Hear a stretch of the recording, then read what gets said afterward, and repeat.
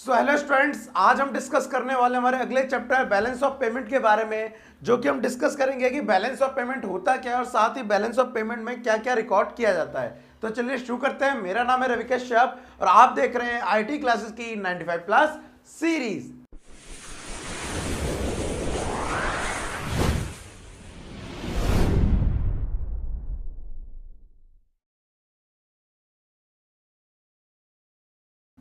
तो स्टूडेंट, जैसा कि आज का हमारा टॉपिक है, आज हम समझने वाले हैं कि भुगतान से बैलेंस ऑफ पेमेंट क्या होता है और उसके कंपोनेंट क्या होते हैं। देखिए, सबसे पहले आपको मैं बता दूं, कोई भी देश हो, चाहे वो इंडिया हो, चाहे वो भूटान हो, चाहे वो नेपाल हो, चाहे अमेरिका हो, चाहे रशिया हो, कोई भी देश पूरी तरीके से अपने ऊपर डिपेंड नहीं है। कुछ ना कुछ वो विदेशों से लेन देन करता है। अब होता क्या है, हम अगर मान लेते हैं कि इंडिया सेंटर में है, सेंटर मतलब एक इंडिया है क्योंकि हम इंडियन कंट्री में हैं। अब अमेरिका हो गया, रशिया हो गया, चाइना हो गया, और इधर पे आप जापान ले लीजिए, इधर पे आप अफ्रीका ले लीजिए, और भी कई सारी कंट्रीज है। तो अब ये ध्यान रखना कि इंडिया के अलावा ये सारी जो कंट्री हैं, ठीक है, इनको हम बोलते हैं इंडिया और rest of the world, rest of the world, शेष विश्व,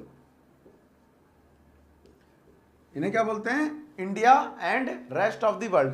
क्योंकि इंडिया इन्हें कुछ ना कुछ बेचता है और इंडिया इनसे कुछ ना कुछ खरीदता है। लेकिन होता क्या है, वो ज्यादा जब out of country mall purchase sale होता है ना, तो करेंसी जो होती है वो सेम नहीं होती है। अब करेंसी सेम नहीं होगी तो होगा क्या, अलग अलग करेंसी हमारे पास आएंगी जाएंगी। तो अब उन्हें रिकॉर्ड करना भी जरूरी है। हमने पिछले चैप्टर में पढ़ लिया फॉरेन एक्सचेंज में कि हाँ, एक्सचेंज रेट डिसाइड होता है। अब लेकिन एक कंट्री से दूसरी कंट्री माल जा रहा है और वहां से आ रहा है, तो कितना हमने विदेशों को बेचा और कितना विदेशों से खरीदा, ध्यान रखना, कितना हमने विदेशों से खरीदा और कितना बेचा, वो सारी चीजें रिकॉर्ड होती है भुगतान से। इसमें साथ ही मतलब एक सिंपल सी बात करता हूं, एक देश तथा शेष विश्व, रेस्ट ऑफ द वर्ल्ड के बीच जितने भी पैसे वाले आर्थिक इकोनॉमिकल ट्रांजैक्शन हो रही ना, उनको रिकॉर्ड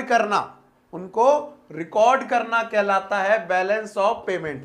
और होना क्या चाहिए, अगर हम अपने देश के हित से देखें, तो अपने देश के फायदे से देखें, तो हमें विदेशों को सामान इतना ज्यादा भेजो जस्ट लाइक कि हमारे पास विदेशी करेंसी आए ज्यादा और जाए कम, ये होना चाहिए जनरली। हाँ, सो इसे बोलते हैं हम क्या, balance of payment, in short BOP, और हिंदी में क्या बोलते हैं, भुगतान शेष। अब ठीक है, बात हो गई कि हाँ, एक रिकॉर्ड होगा जिसमें हम सारी चीजें लिखेंगे कि क्या क्या इस साल एक अकाउंटिंग ईयर में पैसा कहां से आया और कहां गया है। तो उसको रिकॉर्ड करने के लिए कौन कौन से आइटम इसके अंदर आते हैं, तो बता दूं आपको, 4 आइटम है। पहला है import and exports of goods, जिसको हिंदी में कहते हैं वस्तुओं का आयात एवं निर्यात। देखो, अब यहां पर वर्ड क्या है, गुड्स। गुड्स को हम क्या देख सकते हैं, तो इन्हें विजिबल गुड्स भी बोलते हैं, विजिबल आइटम भी बोलते हैं। तो पहली चीज जो रिकॉर्ड की जाती है वो सामान जो देखा जा सकता है और विदेशों से इंपोर्ट एक्सपोर्ट हो रहा है। क्या आप इस मार्कर को देख पा रहे हैं? यस, बिल्कुल देख पा रहे हैं। तो ये एक गुड्स है, विजिबल आइटम है। इसको अगर हम डोम्स का एग्जांपल के लिए, ये विदेशी कंट्री को बेचा जा रहा है, विदेशी कंट्री को बेचा जा रहा है, तो पैसा आएगा। और विदेशी कंट्री अगर हमें कोई सामान बेचेंगी तो पैसा जाएगा। तो पहला तो इसमें क्या रिकॉर्ड होता है, import and exports of goods. Second, import and exports of services. अब एग्जांपल मैं आपको पढ़ा रहा हूं, तो मैं आपको एक तरह से गुड्स नहीं, एक सर्विस है, इंश्योरेंस एक सर्विस है, बैंकिंग एक सर्विस है। तो ये वाली सारी फैसिलिटी विदेशों को देने पर पैसा मिलेगा, और विदेशी अगर हमें ये फैसिलिटी देंगे तो हमें पैसा देना पड़ेगा। तो कहीं ना कहीं पैसों का लेन देन यहाँ पे भी आ गया। तो import and exports of services भी यहाँ पर रिकॉर्ड होता है, ठीक है, गुड्स भी और सर्विसेज भी। अब क्योंकि ये सर्विस है तो इन्हें क्या बोलते हैं यहाँ पर, इनविजिबल आइटम, अदृश्य मदे, ठीक है। तो हमने 2 चीज समझ ली। क्या समझ ली कि बीओपी में एक तो विजुअल आइटम रिकॉर्ड होते हैं, जिसका मतलब है import and exports of goods, और दूसरी चीज हमने समझ ली कि यहां पर अदृश्य मदे मींस इनविजुअल गुड्स को भी रिकॉर्ड किया जाता है। इनविजुअल गुड्स मतलब सर्विस होता है, ठीक है, just like insurance, banking etcetera, doctors. अब तीसरा आ रहा है यहां पर यूनिलेटरल ट्रांसफर, या ट्रांसफर्स कह सकते हैं आप इन्हें। एक पक्षीय अंतरण। अब इसका मतलब क्या होता है? एक पक्षीय अंतरण का मतलब होता है जहां से एक तरफा पैसा आ रहा है उसके बदले में कुछ देना नहीं पड़ रहा। एग्जाम्पल के लिए अगर हमने यहाँ से गुड्स भेजे हैं विदेशों को तो वो हमें कुछ पैसा देंगे और उनने हमें भेजे तो हम देंगे।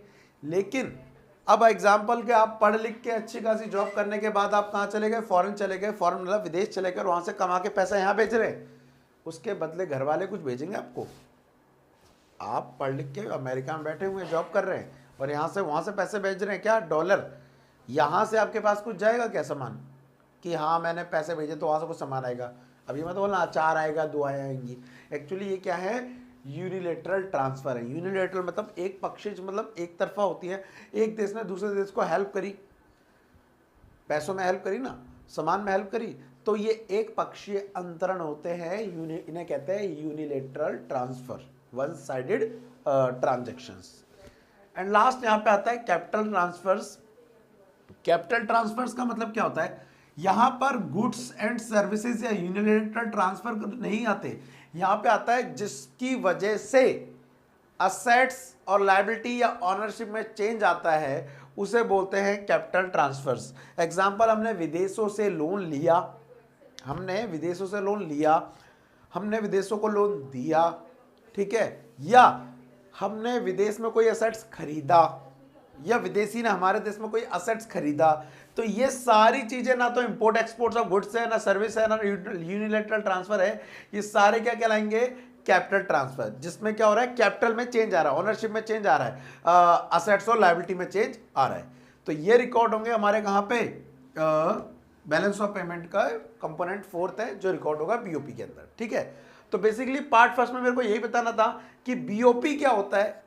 एक देश और रेस्ट ऑफ द वर्ल्ड के बीच जितने भी पैसों वाले आर्थिक इकोनॉमिकल लेन देन हो रहे हैं उन्हें बोलते हैं balance of payment with in one accounting year.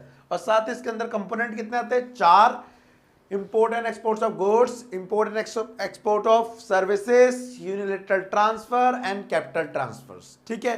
तो आज के पार्ट में इतना ही। वेल, इससे रिलेटेड अगर आपको कोई भी डाउट हो, कोई भी सेशन हो तो प्लीज कमेंट बॉक्स में लिख सकते हैं। साथ ही कुछ नहीं, मिलते हैं अगली क्लास में। आज के लिए थैंक यू, बाय बाय।